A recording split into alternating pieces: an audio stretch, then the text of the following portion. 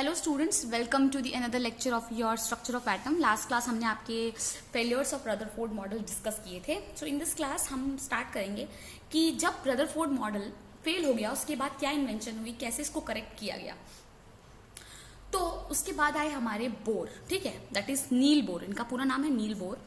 जो Niels Bohr का इन्होंने अपना एक मॉडल दिया, तो इनका एक और मॉडल आ गया, that is what, Niels Bohr atomic model. इन्होंने अपना एक मॉडल दिया, ठीक है। यही से आपका मेन जो सिलेबस स्टार्ट होता है, इंपॉर्टेंट, ठीक है।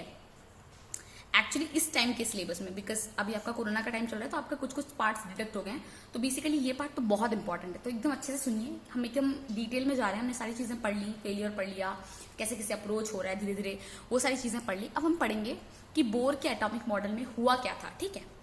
तो the first thing that is happening in the bore atomic model is what, atom has the centre called nucleus. ये बोर ही जो साइंटिस्ट थे, इन्होंने क्या किया था, he is the one who challenge what, who challenge Albert Einstein. Albert Einstein को challenge किया था, ठीक है। He is the man that who challenge Albert Einstein. तो मैंने आपको एक बार जो पजल दे रखा था कि बोल के रखा था ना कि इन्होंने ही चैलेंज किया था। वो क्या चैलेंज था, वो सब कैसे, वो हम आपको बाद में आगे पढ़ाएंगे जैसे जैसे टॉपिक आगे बढ़ती रहेगी। फर्स्ट विल स्टडी कि ये बोर का जो मॉडल था वो था क्या, ठीक है। सो बेसिकली जो बोर का मॉडल था वो बोलता था atom has a centre called nucleus. ये तो आपके रदरफोर्ड ने भी बता दिया था, ठीक है, कि एटम है, जैसे फॉर एग्जांपल ये एटम है, उसका सेंटर है, उसको सेंटर को हम क्या बोलते हैं, न्यूक्लियस, ठीक है। Atom has a center that called as what, nucleus. And electrons revolve in, इन्होंने नई बात क्या बोली, ये तो रदरफोर्ड ने भी बोला था कि एटम है सेंटर एंड सेंटर पे न्यूक्लियस है, दैट इज रदरफोर्ड का मॉडल भी ये था।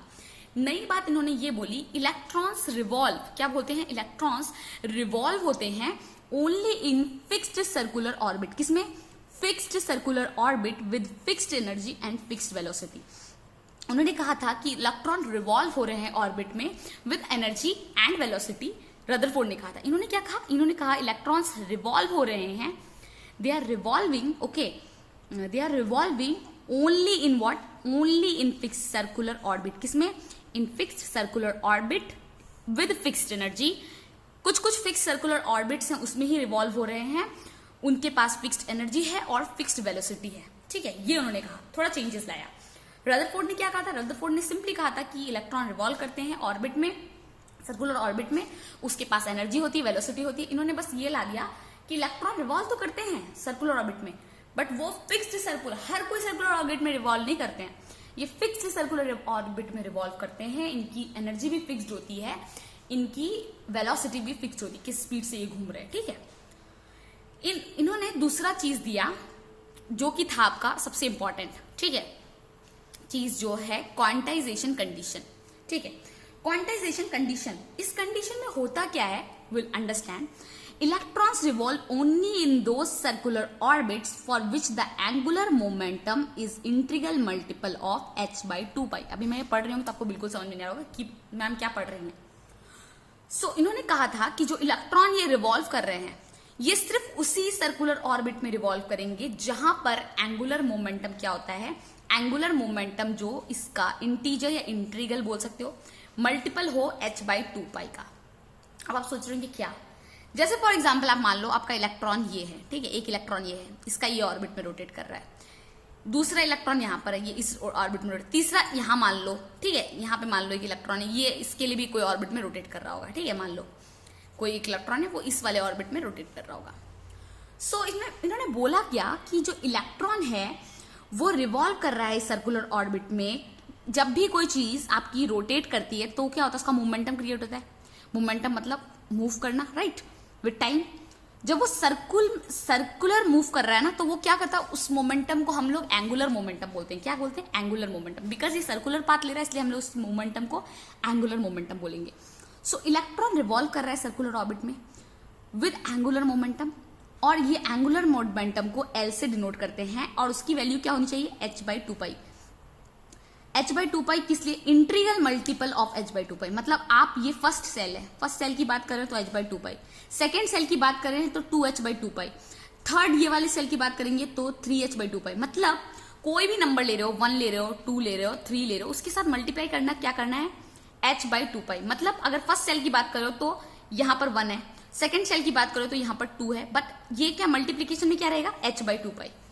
तभी ये यहाँ बोल के रखा है, क्या बोल के रखा है, electrons revolve only in those circular orbit, उन्हीं सर्कुलर ऑर्बिट में इलेक्ट्रॉन रिवॉल्व करेगा for which the angular momentum क्या होगा, angular momentum is integral multiple of what, h/2π। ठीक है, तो आप ये भी मान सकते हो ये जो एंगुलर मोमेंटम है L is equals to h/2π, क्योंकि ये शेल के हिसाब से चेंज हो रहा है तो हम लोग यहाँ पे n लिख सकते हैं। n क्या हो जाएगा आपका, n आपका कोई भी इंटीजर हो जाएगा। इंटीजर का मतलब क्या, 0 हो सकता है, 1 हो सकता है, 2 हो सकता है, ये हो सकता है। अब आप देखो इलेक्ट्रॉन है, ये डायरेक्ट यहां से, ये जो आपका न्यूक्लियस इलेक्ट्रॉन फर्स्ट शेल में, ये फर्स्ट शेल में है, ये सेकंड शेल में जाएगा। ये कोई यहाँ के इनके बीच में कोई 1.5 सेल नहीं है। अब जैसे फॉर एग्जांपल एक ले लो, एक बच्चा अगर आपका क्लास 6th में है, वो पास करके किस में जाएगा, 7th में जाएगा ना। 6.5 तो कोई क्लास है नहीं, राइट। अगर वो फेल भी कर जाता तो वो कोई 5.5 में तो जाएगा नहीं, राइट, 6 में ही रहेगा। तो मतलब क्या यही बोल रहा है कि electron revolve only in circular orbit for which angular momentum L क्या होता है आपका, इंटीग्रल मल्टीपल ऑफ, इंटीग्रल मतलब integer multiple of h/2π। Means इसका मतलब क्या हुआ, मीन्स ये हुआ angular momentum of electron is quantized, मतलब जो एंगुलर मोमेंटम है इलेक्ट्रॉन का वो क्वांटाइज्ड है। क्वांटाइज का मतलब अवेलेबल इन फिक्स्ड अमाउंट। जो क्वांटाइज मतलब जैसे फॉर एग्जाम्पल मैंने बोला एंगुलर मोमेंटम मतलब h/2π, ये क्वांटाइज मतलब ये फिक्स्ड है। n की वैल्यू जैसे बदलेगी वैसे ये बदलेगा, बट n की वैल्यू भी फिक्स्ड है। बेसिकली ये n है क्या, n हम 1 2 3 ले रहे हैं, ये तो n तो शेल है ना। ये जैसे फर्स्ट शेल हुई, फर्स्ट शेल के लिए n की वैल्यू 1 हुई, सेकंड शेल के लिए n की वैल्यू 2 होगी, थर्ड शेल के लिए n की वैल्यू 3 होगी, राइट दैट राइट। जैसे फर्स्ट शेल थी, ये सेकंड शेल होगी, फर्स्ट शेल के लिए n की वैल्यू आपकी 1 हो गई, सेकंड शेल के लिए आपकी 2 होगी, थर्ड शेल के लिए आपकी 3 होगी। लाइक वैसे जैसे शेल बढ़ती रहेंगी वैसे ही बढ़ता रहेगा, राइट। तो यहाँ पर क्या लिख के रखा है, यहाँ पे बोला है means angular momentum of electron is quantized. बोला है एंगुलर मोमेंटम जो इलेक्ट्रॉन का है वो क्वांटाइज्ड है। ठीक है, उस क्वांटाइज का मतलब कि अवेलेबल ओनली इन फिक्स्ड, कोई फिक्स्ड अमाउंट में ही अवेलेबल है। ठीक है, नाउ जो हमारा फॉर्मूला है L is equals to N, ये तो इसका फॉर्मूला क्या हो गया, n हमने क्यों लगा दिया, n का मतलब आपका इंटीजर हो सकता है, h/2π। ये h आपको पता होगा, प्लैंक्स कांस्टेंट आपने फिजिक्स में पढ़ा होगा, प्लैंक्स कांस्टेंट होता है। अगर नहीं पता है तो जान लो ये कांस्टेंट है जो कि प्लैंक साइंटिस्ट ने डिस्कवर किया था। इसकी कुछ वैल्यू है 6 पॉइंट समथिंग, वो हम आगे बताएंगे आपको, पर अभी के लिए जान लो ये कांस्टेंट है। और 2π तो आपको पता ही है। ठीक है, सो मैंने कहा ये इंटीजर तो है, साथ में ये जैसे जैसे क्या हो रहा है बदल रहा है आपका, इसकी वैल्यू 0 पॉइंट समथिंग तो नहीं आ सकती, इसकी वैल्यू फिक्स रहेगी, इंटीजर वैल्यू रहेगी, या तो 0 रहेगी या 1 रहेगी या फिर 2 रहेगी, ऐसे चेंज होगी। 0 शेल तो इसमें होगा नहीं। n बेसिकली आपका क्या डिनोट भी कर रहा है, n आपका basically shell number basically denote कर रहा है, राइट। क्योंकि हम ऊपर के डायग्राम से समझ गए, एन बेसिकली सेल नंबर ही बता रहा है आपका। जैसे ये न्यूक्लियस है, ये फर्स्ट सेल है, ये सेकंड सेल है, ये थर्ड सेल है। एन की वैल्यू बदल रही, एन की वैल्यू 1 है, एन की वैल्यू 1 है तो मतलब कि फर्स्ट सेल है। और फर्स्ट सेल को इन्होंने नाम दिया कि फर्स्ट सेल को मान लो के सेल, ये अपने क्लास 9th या 10th में पढ़ा होगा। ठीक है, तो उन्होंने बोला कि जो एन है वो आपकी शेल नंबर रिप्रेजेंट करती है, और जब एन की वैल्यू 1 होती है मतलब कि एन की वैल्यू का मतलब कि इलेक्ट्रॉन आपकी इस शेल में घूम रहा है, ये फर्स्ट शेल में घूम रहा है, इसको इस शेल का नाम ले दिया के। ठीक है, दूसरी shell n is equal to 2 बोला, और बोला जब इलेक्ट्रॉन सेकंड शेल में घूम रहा है तो सेकंड शेल का नाम रख दिया L, मतलब KLMN, लाइक इसका नाम रख दिया L।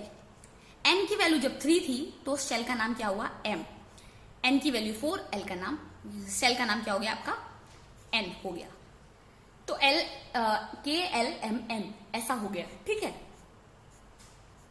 तो ये बेसिकली क्या था, क्वांटाइजेशन कंडीशन उसने रखी थी। क्वांटाइजेशन कंडीशन के हिसाब से क्या था, इलेक्ट्रॉन रिवॉल्व करता है सर्कुलर ऑर्बिट में, जिसकी वजह से एंड उसका क्या होता है, it is having what, angular momentum L होता है, और वो एंगुलर मोमेंटम किसका मल्टीपल होता है, it's integral multiple of h/2π का इंटीग्रल मल्टीपल होता है। ठीक है, और हमें पता चल गया कि इससे पता चलता है कि एंगुलर मोमेंटम आपका क्वांटाइज होता है, और क्वांटाइज का मतलब क्या है, available in fixed amount. I think अभी ये सारी चीजें क्लियर होंगी, हमने 3 पॉइंट्स डिस्कस कर लिए।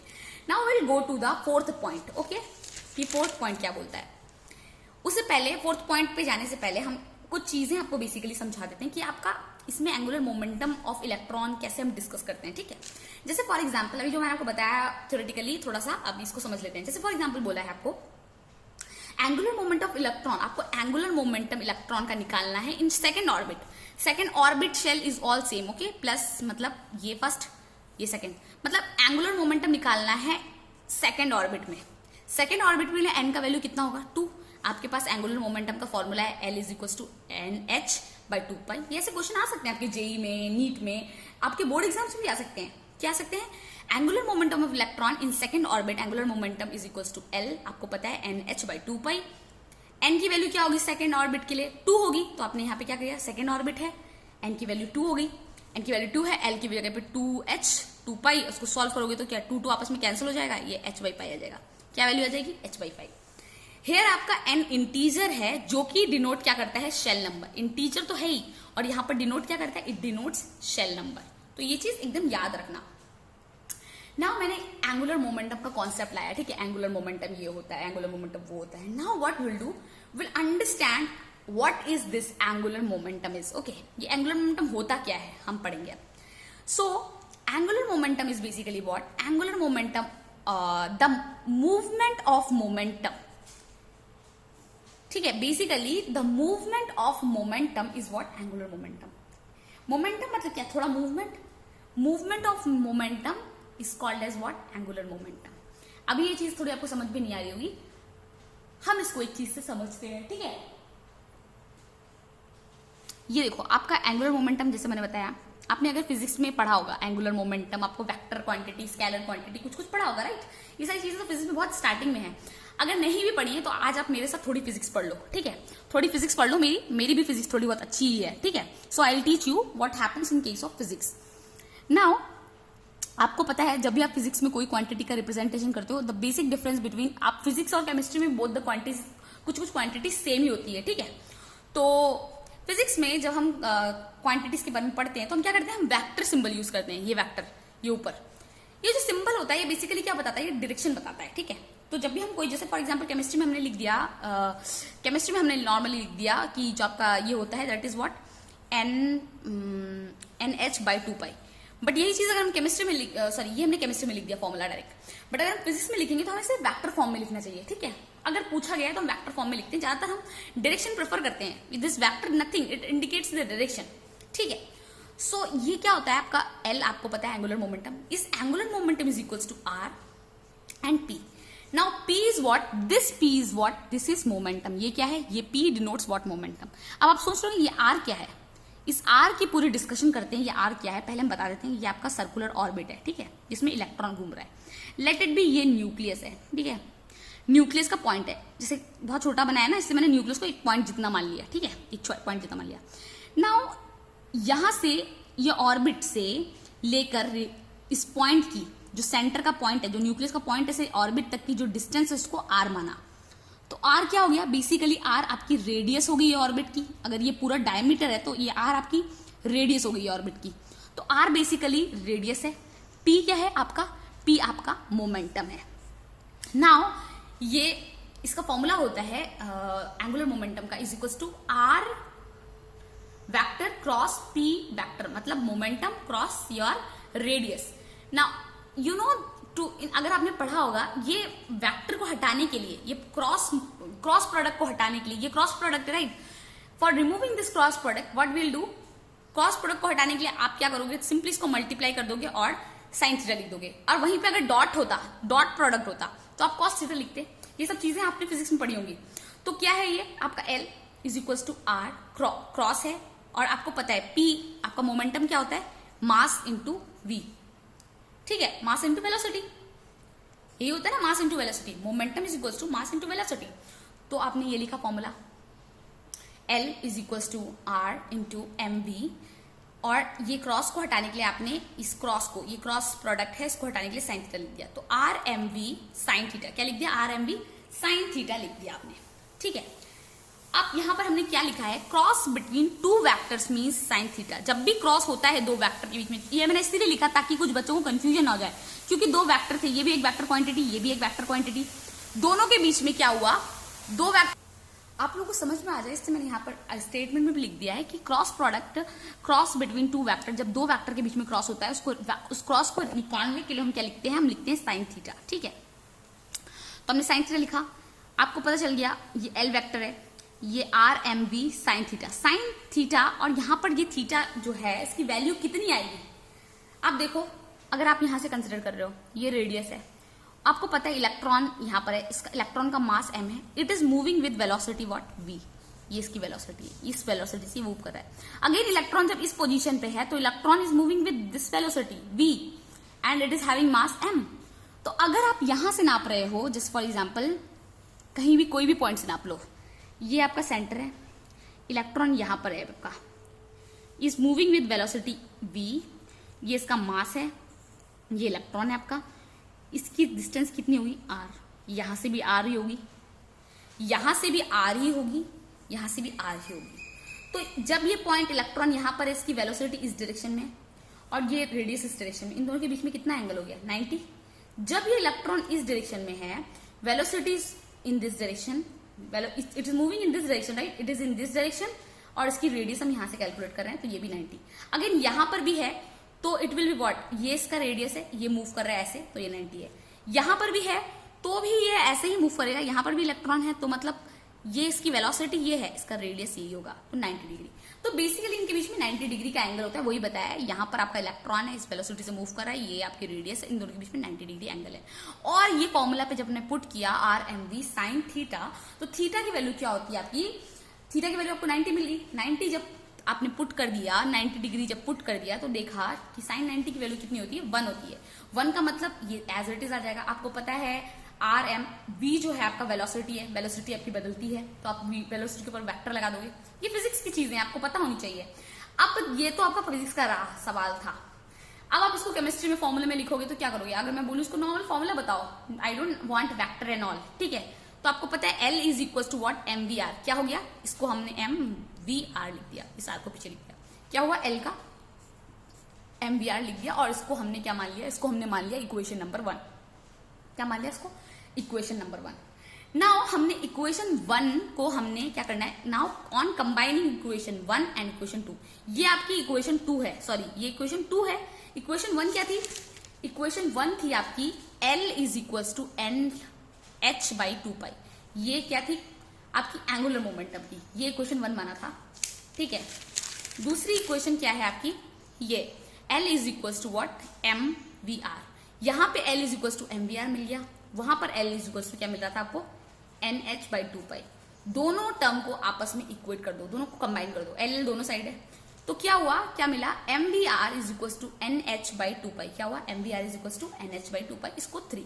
देखो ये जो पार्ट है ना, ये जो बोर मॉडल जो है, नील बोर के मॉडल्स हैं, इसमें आपके बहुत सारे फॉर्मूलाज होंगे, तो आपको प्रैक्टिस बहुत सारी करनी है, इससे बहुत क्वेश्चंस आता है नीट जेई वगैरह में, इवन बोर्ड एग्जाम्स में बहुत इंपॉर्टेंट है। तो यहाँ से थ्योरम्स भी आएंगी, फॉर्मूलाज भी आएंगे, हम ड्राइव भी करेंगे, तो आप एवरीथिंग। अगर मैं तो आपको एक चीज सजेस्ट करूंगी, जब आप खुद लेक्चर देख रहे हो ना, लेक्चर्स देखते देखते साइमल्टेनियसली वीडियो पॉज कर करके नोट्स बनाओ। Don't dependent on my notes की मैं जो भेजूंगी उसमें से छाप लोगे, अगर उसमें से छापोगे तो चीजें समझ में नहीं आएंगी। साइमल्टेनियसली आप क्या करो, आप देखते जाओ और नोट्स भी बनाते जाओ, that is the best way, आपको समझ में आता रहेगा ना। हमारी ये क्वेश्चन नंबर हमने इसको 3 मान लिया, ठीक है, इसको इक्वेशन नंबर 3 मान लिया। नाउ नेक्स्ट क्या लिखा है, दिस इज बोर, ये जो कंडीशन आई, ये जो पर्टिकुलर कंडीशन आई, दैट इज MVR is equal to NH/2π, that is what, that is called as Bohr quantization condition. इसको क्या बोला, इसको बोला बोर की क्वांटाइजेशन कंडीशन बोल दिया इसको, ठीक है। This is what, this is Bohr quantization condition. Now इन इक्वेशन में दैट इज व्हाट, आपकी इक्वेशन थी MVR is equal to NH/2π। इस इक्वेशन में M क्या है, M आपका मास है, इलेक्ट्रॉन का मास है, M is the mass of electron. V क्या है, V आपकी वेलोसिटी ऑफ इलेक्ट्रॉन, किस वेलोसिटी से, किस तेजी से आपका इलेक्ट्रॉन मूव कर रहा है सर्कुलर ऑर्बिट में। R क्या है, R आपका रेडियस है ऑर्बिट का, किस रेडियस, कितना रेडियस है। N क्या है आपका शेल नंबर, ठीक है। H आपका प्लैंक कांस्टेंट होता है, जो मैंने बोला था प्लैंक कांस्टेंट होता है, उसकी वैल्यू क्या होती है 6.636 इंटू 10⁻34 जूल सेकेंड। क्या होती है 6.636, क्या है ये Planck's constant, 6.636 into 10⁻34 joule second, क्या है जूल सेकेंड। नाउ यहां तक ये चीजें आप एक दिन क्लियर हो गई होंगी ना। Next part is what, while revolving, ये आपका हमने थर्ड पॉइंट तक क्लियर कर लिया। थर्ड पॉइंट आपका क्या था, थर्ड पॉइंट ये था आपका कि क्वांटाइजेशन कंडीशन था, हमने थर्ड पॉइंट तक क्वांटाइजेशन कंडीशन पढ़ लिया। हमने आपका फर्स्ट पॉइंट भी पढ़ लिया। फर्स्ट पॉइंट आपका था कि एटम के पास सेंटर होता है, उस सेंटर को हम न्यूक्लियस बोलते हैं। सेकंड पॉइंट हमने पढ़ा था कि इलेक्ट्रॉन रिवॉल्व करता है ऑर्बिट में, मतलब कौन से ऑर्बिट में रिवॉल्व करता है, फिक्स्ड सर्कुलर ऑर्बिट में, fixed energy and fixed velocity के साथ रिवॉल्व करता है। थर्ड हमने क्वांटाइजेशन कंडीशन पढ़ लिया। अब हम इसके फोर्थ पॉइंट पे जाने वाले हैं, ठीक है, कि फोर्थ पॉइंट क्या बोलता है उस पे जाने वाले हैं। तो फोर्थ पॉइंट क्या बोलता है बेसिकली हम अभी देखते हैं। सॉरी, फोर्थ पॉइंट ये है आपका। अभी मैंने कहा, अब आप बोलोगे कि मैम आपने जो बोला अब आप उसका ऑपोजिट बोल रही हो। नहीं, बट ऐसा मैं नहीं बोल रही हूँ, ऐसा ने बोर्ड ने कहा। बोर्ड ने कहा while revolving the electrostatic force between electron and nucleus provides what? Centripetal force। क्या प्रोवाइड करती है? सेंट्रीपिटल फोर्स प्रोवाइड करती है। यहां पर हमने क्वांटाइजेशन कंडीशन पढ़ लिए थे। अब हम आपको पढ़ा रहे हैं कि जब भी इलेक्ट्रॉन रिवॉल्व करते हैं न्यूक्लियस के सराउंड, तो वहां पर क्या फोर्स क्रिएट होती है? वहां पर इलेक्ट्रोस्टैटिक फोर्स क्रिएट होती है। क्या होती है? इलेक्ट्रोस्टैटिक फोर्स क्रिएट होती है। क्यों ये फोर्स क्रिएट होती है? क्योंकि आपका जो न्यूक्लियस है वो पॉजिटिव चार्ज है, इलेक्ट्रॉन आपका नेगेटिव चार्ज है। नेगेटिव और पॉजिटिव चार्ज के बीच में किस तरह की फोर्स होती है? इलेक्ट्रोस्टैटिक फोर्स ऑफ अट्रैक्शन होता है। ठीक है, आपने पढ़ा होगा, ये केमिकल बॉन्डिंग क्लास 11th में पढ़ा होगा। ठीक है, सॉरी, केमिकल बॉन्डिंग मैंने खुद ही पढ़ाया है। 2 मिनट के लिए मैं भूल गई थी कि मैं क्लास 11th को पढ़ा रही हूँ, 12th को पढ़ा रही हूँ। Late it B. सो आपने ये पढ़ा है, मैंने पढ़ाया है खुद आपको, और क्लास 9th वगैरह में पढ़ा होगा आपने कि इलेक्ट्रोस्टैटिक फोर्स, दो अपोजिट चार्ज होते हैं तो उनके बीच में इलेक्ट्रोस्टैटिक फोर्स ऑफ अट्रैक्शन लगती है। जब सेम चार्ज होते हैं या फिर सेम चार्ज होते हैं तो उन दोनों के बीच में इलेक्ट्रोस्टैटिक फोर्स ऑफ रिपल्शन लगती है। ठीक है, तो जब भी इलेक्ट्रॉन रिवॉल्व करते हैं, while revolving the electrostatic force of attraction is between what? किसके बीच में? इलेक्ट्रॉन के बीच में होती है एंड न्यूक्लियस के बीच में होती है। And what it does? It provides what? Centripetal force. और ये इलेक्ट्रोस्टैटिक फोर्स क्या प्रोवाइड करती है? Centripetal force. मीन्स मैं आपको एक नॉर्मल शब्दों में समझा देती हूँ पहले मेरी वे से, फिर मैंने एक्सप्लेन भी किया वो भी समझा दूंगी। कि जैसे फॉर एग्जाम्पल ये न्यूक्लियस है और ये इलेक्ट्रॉन है, इन दोनों के बीच मैंने आपको बताया था कि electrostatic force of attraction act करती है। तो जो इलेक्ट्रोस्टैटिक फोर्स ऑफ अट्रैक्शन अगर इनमें है ज्यादा, तो एक्चुअली में क्या होना चाहिए? इलेक्ट्रॉन आके इस न्यूक्लियस पे गिर जाना चाहिए, एटम को कोलाइड हो जाना चाहिए। बट ऐसा होता नहीं है, एटम कोलाइड नहीं करता है। ये जो इलेक्ट्रोस्टैटिक फोर्स इनके बीच में, वो इलेक्ट्रोस्टैटिक फोर्स एज इस इलेक्ट्रॉन को घूमने में मदद करने में यूज करता है। ये इलेक्ट्रॉन यूज करता है वो अट्रैक्शन वाली फोर्स को, इलेक्ट्रोस्टैटिक फोर्स ऑफ अट्रैक्शन को यूज करता है इस न्यूक्लियस के इर्द गिर्द रोटेट करने के लिए, रिवॉल्व करने के लिए घूमता है। ठीक है, रिवॉल्व करने के लिए यूज करता है। रिवॉल्व करने के लिए क्या करता है? ये यूज करता है इसको। तो बेसिकली इनके बीच का जो इलेक्ट्रोस्टैटिक अट्रैक्शन है वो यूज होता है for what? For revolution of what? Electron to its nucleus. ठीक है, तो इसका मतलब क्या हुआ? इसका मतलब ये हुआ कि यहाँ पर जो इलेक्ट्रोस्टैटिक फोर्स है that is equals to what? And कोई भी ऑब्जेक्ट को गोल घूमने के लिए जो फोर्स मदद करती है that is what? Centripetal force. So यहाँ पर जो इलेक्ट्रोस्टैटिक फोर्स है वो सेंट्रीपिटल फोर्स जैसा काम कर रही है, और यू कैन से ये इलेक्ट्रोस्टैटिक फोर्स ही एनर्जी प्रोवाइड कर रही है इलेक्ट्रॉन को गोल घूमने के लिए। मींस इलेक्ट्रोस्टैटिक फोर्स जो कन्वर्ट हो जा रही है सेंट्रीपिटल फोर्स। जैसे हमारा सोलर सिस्टम है, अर्थ और बाकी प्लैनेट सर के इर्द गिर्द घूमते हैं, नॉर्मली उनके बीच में ग्रेविटेशनल फोर्स होता है। ऐसा क्यों नहीं होता कि वो दोनों आपस में कोलाइड कर जाते हैं? कोलाइड नहीं करते हैं, क्योंकि जो ग्रेविटेशनल फोर्स है वो अर्थ यूज करती है। किस लिए? वो यूज करती है सन के चक्कर लगाने में। ठीक है, सन के चक्कर लगाने में। अब मैं आपको इसमें से एक चीज समझाऊंगी that is very important. That is what? Let us suppose 2 charges. हम क्या करते हैं? 2 चार्ज कंसिडर करते हैं, that's Q1 and Q2 separated by a distance R। हमने 2 चार्ज कंसिडर कर लिया, Q1 एंड Q2, उनके जो बीच का डिस्टेंस R कर लिया। हमको पता है इन दोनों के बीच में ये 2 चार्ज हैं, तो इनके बीच में इलेक्ट्रोस्टैटिक फोर्स ऑफ अट्रैक्शन लगेगी, और उस इलेक्ट्रोस्टैटिक फोर्स अट्रैक्शन का फॉर्मूला होता है F is equals to 1/4πε0 Q1/Q2 R0। ये 1/4πε0 ये आपका क्या है? ये आपका कांस्टेंट है। 4π तो आपको पता है, ये होता है आपका परमिटिविटी ऑफ फ्री स्पेस। क्या होता है? Permittivity of free space. आगे चल के इस पर जिक्र होगा, अभी नहीं, पर परमिटिविटी ऑफ फ्री स्पेस है। And Q1 and Q2, Q1 क्या है? Charge of this particular Q1, this charge, and Q2 is what? This charge. And in दोनों के बीच में जो डिस्टेंस है वो R है, उसका स्क्वायर। तो force is what? 1/4πε0 Q1 Q2 divided by R square. अब क्या हो रहा है इसके केस में, if both charges are opposite, अगर ये दोनों, ये जो चार्ज है ये अगर ऑपोजिट है, मतलब ये Q1 पॉजिटिव है, ये नेगेटिव है, तो इन दोनों के बीच में जो फोर्स है दैट इज इलेक्ट्रोस्टैटिक फोर्स, अगर ये चार्ज अपोजिट है तो वो अट्रैक्शन फोर्स होगी। क्या होगी? Electrostatic force of what? It will be electrostatic force of attraction. अगर इन दोनों के बीच में चार्ज सेम है, let it be minus minus और you can say let it be plus plus, दोनों चार्ज सेम है, तो इन दोनों के बीच में जो फोर्स एक्ट करेगी वो क्या होगी? वो होगी आपकी electrostatic force of repulsion. Same charge होने से रिपल्शन होता है, डिफरेंट चार्ज होने से अट्रैक्शन होता है, राइट? वही लिखा हुआ है, if both charges are opposite then force is what? Electrostatic force of attraction. If both charges are same then the force is what? Electrostatic force of repulsion. ना हम एक और चीज पढ़ेंगे, पहले आप एक डायग्राम देख लो। ये जो डायग्राम है इससे क्या पता चला आपको कि बेसिकली जो हमने फर्स्ट डायग्राम देखा था, हमने ये पता चला था कि हमारा ये न्यूक्लियस है, ये हमारा इलेक्ट्रॉन है, इसके रोटेशन घूमता है, इन दोनों के बीच में एक फोर्स रहती है, that is what? Your electrostatic force. अब हमने क्या बोला? यही इलेक्ट्रोस्टैटिक फोर्स किसमें यूज होती है? इलेक्ट्रॉन को गोल घूमने में मदद करती है, मतलब this electrostatic force is used as what? Centripetal force.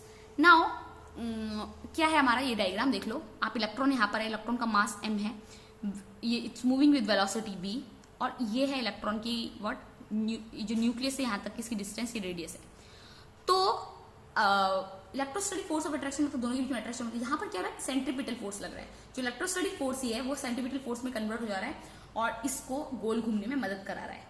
ये इसी डायरेक्शन में गोल घूमता रहेगा, इसको इसमें मदद करा रहा है। दैट इज, इसको टुवर्ड्स द सेंटर की तरफ तो फोर्स लग रही है, मतलब इसकी तरफ तो फोर्स लग रही है, पर ये इलेक्ट्रॉन हमेशा यहीं घूमता रहेगा, यहीं घूमता रहेगा, यहीं घूमता रहेगा, अंदर नहीं आ जाएगा, हमेशा यहीं घूमता रहेगा। जैसे आप अपने हाथ में एक, जैसे मैंने उस दिन आपको एक्सप्लेन किया था, आपने ये पेंस, जैसे यहाँ पर आपने एक धागा बांध लिया, उस पर पत्थर लगा दिया, धागे के सबसे एंड में पत्थर बांध दिया, उसको गोल घुमा रहे हो, पत्थर आके इस पर टकरा तो नहीं जाएगा ना अगर आप अच्छे से गोल गोल घुमा रहे हो। वो पत्थर ऐसे ऐसे करके, कैसे, जैसे फॉर एग्जाम्पल जैसे कि आपने ये पेंसिल ली और यहाँ पे धागा लिया, पत्थर बांध दिया, आप इसको घुमाओगे तो ये पूरा गोल गोल गोल गोल घूमेगा, गोल गोल घूम गया, ये अंदर पत्थर आके टकरा जाएगा अगर आप अच्छे से घुमा रहे हो। तो वही है, ठीक है। Now the next page will see, उसमें क्या बोल के रखा है हमारा।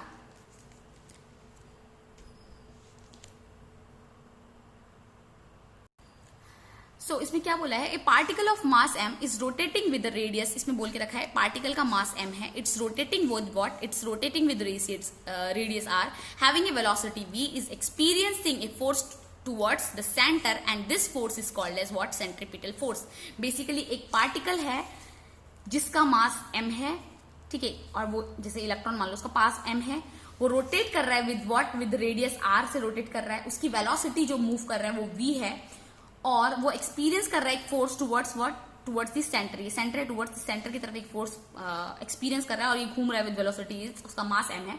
That force is called as what? That force is called as the centripetal force and that formula is what? mv²/r। ठीक है, तो हमने क्या क्या फॉर्मूला ड्राइव कर लिए? एक फॉर्मूला तो हमको पता चल गया, दोनों के बीच में अट्रैक्शन है तो ये फॉर्मूला आ गया, ठीक है। दूसरा हमारा ये फॉर्मूला आ गया, दैट इज Fc =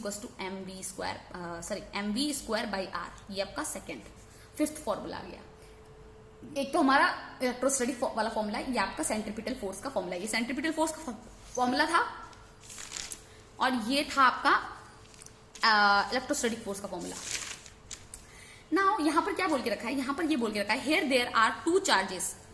जो इस केस में इलेक्ट्रॉन की बात कर रहे हैं, हमने नॉर्मली दो चार्ज लिया ना, ऐसे दो, Q1 Q2, बट ये जो इलेक्ट्रॉन का पूरा मॉडल है उसमें क्या है आपका?